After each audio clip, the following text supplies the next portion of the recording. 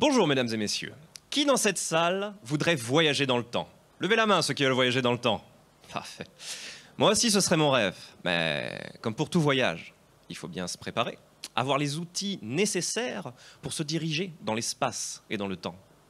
L'espace, le temps, deux entités qui nous paraissent si évidentes, si différentes, et qui pourtant forment un tout indissociable. Tout a commencé avec un illustre anonyme qui tire souvent la langue, Albert Einstein. Vous avez déjà entendu les termes relativité, espace-temps, E égale mc2, trou noir. Mais qu'est-ce que la vraie relativité?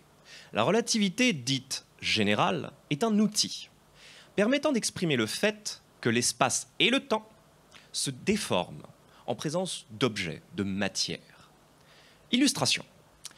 Imaginez une plaque de caoutchouc, plate, gigantesque, de cette épaisseur-là à peu près, et au-dessus de laquelle je vais lancer des poids, des boules. Au gré de tous ces objets plus ou moins lourds que je vais lui lancer dessus, cette plaque va se déformer, se tordre, se creuser, et même dans le pire des cas, crac, se déchirer, formant ainsi les très fameux trous noirs. Mais maintenant, observez le phénomène suivant. Je reprends ma plaque de caoutchouc, toute plate, pas d'objet dessus, et je prends deux points, séparés d'1 mètre. Au milieu de ces deux points, je vais lancer un objet. Le long de ma plaque en caoutchouc, le chemin reliant ces deux points sera donc déformé.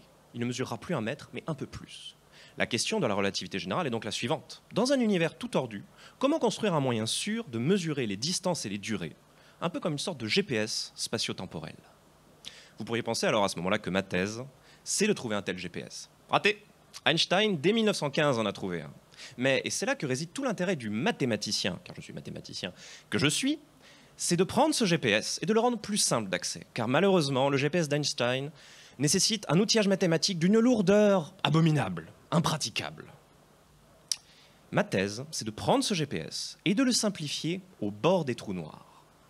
Le modèle mathématique sous-jacent est extrêmement complexe. Mais pour mieux vous faire comprendre, imaginez la situation suivante.